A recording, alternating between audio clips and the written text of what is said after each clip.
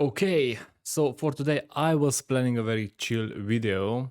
We will discuss in 1 minute the LKMEX situation, whether you should swap to version 2 or not. We will discuss about the new prognosis for the Bitcoin's next year price, which is 110k. I will show you why people started to say that, and can we or can we not expect. I will tell you my opinion, obviously. I will also show you some other news, and at the end of the video we will discuss about the resistance and support zones for Bitcoin, Ethereum and eGold, because we didn't discuss about those. We were mainly focused on eGold in this channel, and I think it is time to look out into the bigger market, because obviously eGold's price is directly affected by them. So let's start and discuss about the LKMEX and MEX situation, the version 1, version 2. Should we swap or not? Well, I cannot tell you if you should or you shouldn't. And to be honest, you also have some thinking time. Now, considering you don't want the free NFT and you don't want the boost in your meta bonding in the first 30 days, therefore you can wait until your version 1 existing LKMEX expire, because you will get some benefits anyways, as your version 1 LKMEX will be charged for the energy, for the amount of energy, as your version 1 LKMEX will be charged with energy corresponding to the expiring date, let's say, or for the remaining locked period. Now, after that discharges, and you cannot discharge it manually, therefore, if there will be a bull run in the next, I don't know, 1 year, and you have LKMEX locked for 2 years, you will not be able to discharge your version 1, therefore you will not be able to swap or unlock your LKMEX, and you cannot sell your MEX.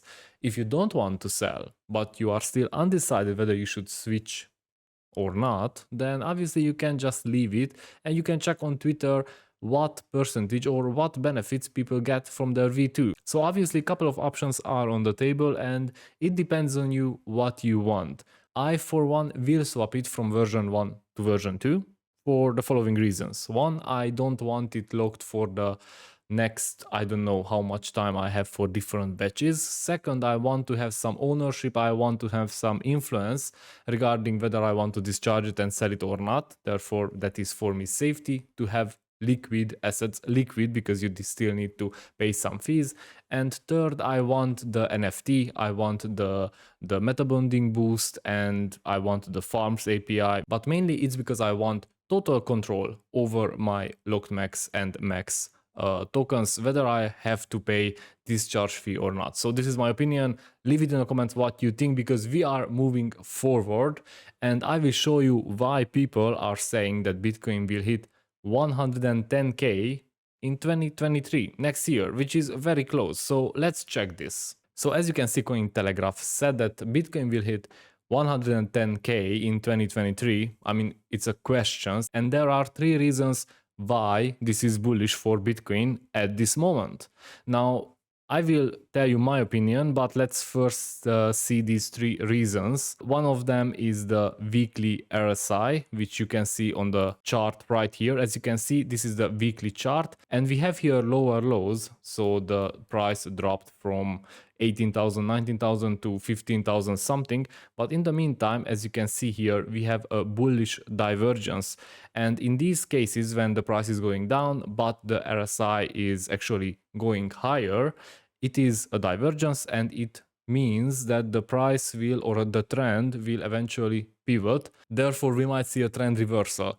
However, in my opinion, we will not go up too much. We will not hit the all-time high. I think if we can go back to the 25,000 next year, if, and there are a couple of big ifs, recession doesn't hit us, quantitative easing will be again on the table, the rate hikes will disappear, let's say, and we do have some news about that, because the Fed said that they will just ease up a bit on the economy because everything just crashed so hard. Then we might have some chances to continue an upward trend. And we can see on the stock market that yes, they are going up, the indexes are climbing. We cannot see the signs of a big crash, other than what we know about the geopolitical stuff, about the inflation, about everything which is going on our financial market and with the companies, including laying off a lot of people. So let's follow this. Obviously, if we have a rally and we go up, I don't know, 50%, then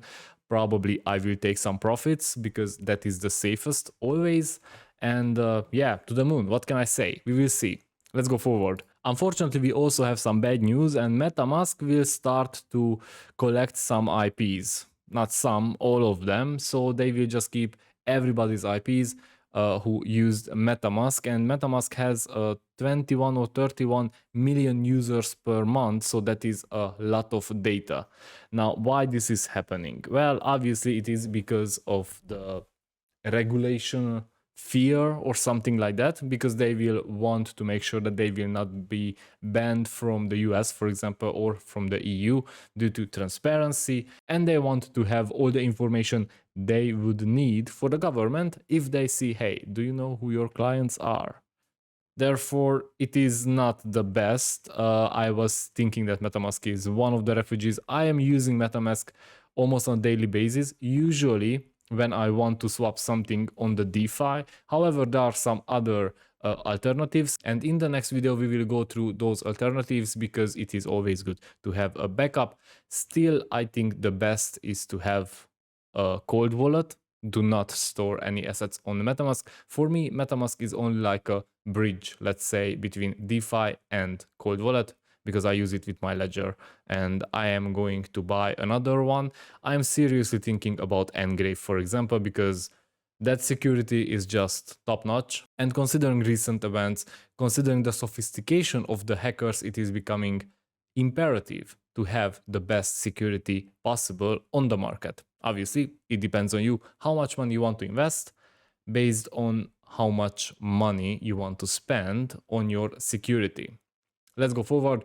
The last news for today is CryptoBiz says institutions short Bitcoin as SBF is deeply sorry for FTX collapse. Now, he is very sorry for people who lost the money. He's not that sorry for himself, for his parents who have multiple of real estates on the Bahamas, which were bought by clients' money. He's still not behind bars, which is absolutely surprising for me. I guess that is why he spent $70 million to fund, I don't know, elections and politicians. So it is very good to have friends in high places. He will also be a speaker on the next, I don't know, New York Times or whatever event. He got an invitation. I don't think he will go to the US. I don't know if there is a warrant for him, but he's just staying safe at his parents' house in the Bahamas, in the penthouse, by the way. So don't think that he's staying in a small shack, on the beach. They saved plenty from people who trusted them. As you can see, here is the list of the top 50 creditors. They are owned like 3.1 billion. And the largest creditor is owed 226 million. There is a big conspiracy theory behind everything because I don't know if somebody lends 200 or more than 200 million, even if they lend more than 5 million and they see that the collateral is the FTT token, which was created, inflated, and I don't know, stored by SBF himself.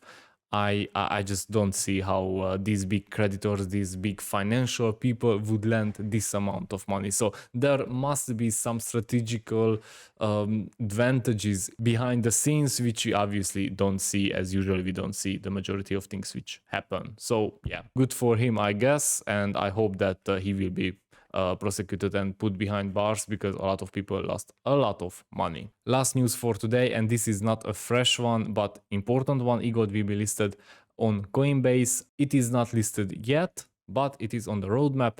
Coinbase will add EGLD to their listed tokens, and that is very good because Coinbase is widely used in the US, meaning that people from the US will be able to buy EGLD, and on the long run this is very important, and this will be the next bigger exchange which offers EGLD as a spot. So yeah, good for us, good for elrond, or good for multiversx, and I am convinced that in the next bull run this will push the price even higher.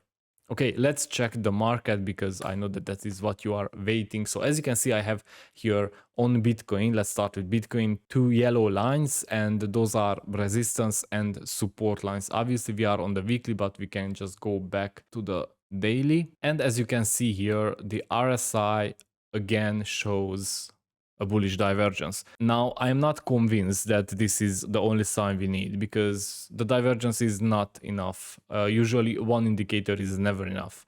We have the trend line, which is a downtrend, and it kind of looks like a bullish wedge, which can turn out in a rally. But we also have this big resistance, and we still have the big support on 1200 and 500. I don't want to scare anyone, but I think that is the next stop if we fall again. And in order to go down this much again, we would need another Black Swan event, maybe not just in crypto, but if we go into the recession, as we are talking about for months, maybe a year now, then yes, we could revisit this level. I would be happy, because for me this 16,000 is not the best. Obviously it's better than 25,000. For me, the best is to be at the bottom or at the top, so I can act accordingly. This in between is usually not the best, since I don't trade that much. However, I can catch some shorts and longs. Okay, let's go forward and discuss about Ethereum. Ethereum is doing a very nice return to the 12,000s. As you can see, it broke out from this downtrend and also broke this resistance line. Now it is attacking and spending some time, the last couple of hours, on this 12,000, 1200-ish resistance. If it breaks it again and confirms, which looks something like this, then we can expect another rally back to the 1300s. And yeah, these are not big numbers, but 1300. And if we break that as well, well, we might revisit the 1500, almost 1500s. However, I'm not that optimistic. I don't think that we will go back to the 1500s. I don't think that many people are buying right now crypto. The volumes, the tweets, let's say, the social engagement, the sentiment is not too convincing for crypto to start a rally. Last but not least, let's check EGLD. As you can see, it is, let's say, suffering between these two lines. This is a resistance line on the $45, and we have the support, which was the previous dip, somewhere here between the $39, $38.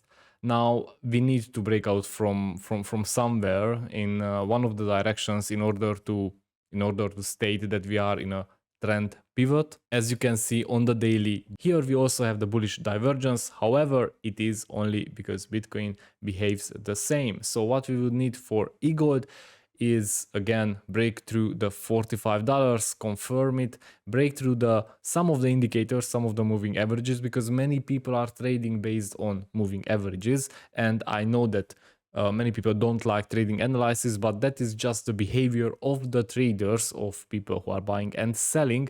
Therefore, it is very important to know what is ahead of us. I don't think that the 21 would be a big support or a big resistance. However, the 50 could stop the price, because many traders would sell or take profits at that moment or at that level. So what I would recommend for people who are following the price is to check for this resistance. Let's see if we can break through the $45. If we can and we confirm, confirmation is very important, then I think the next price target will be somewhere at the $50. However, if Bitcoin doesn't start to rally up to the 17, 18, 19,000s, I don't see EGLD coming back in such a hurry, because that would be already like almost 20%. So yeah, we will see. This was all for today. Thank you for watching. Hope you liked this content. If you did, smash the big red subscribe button. You know the drill. See you in the next one.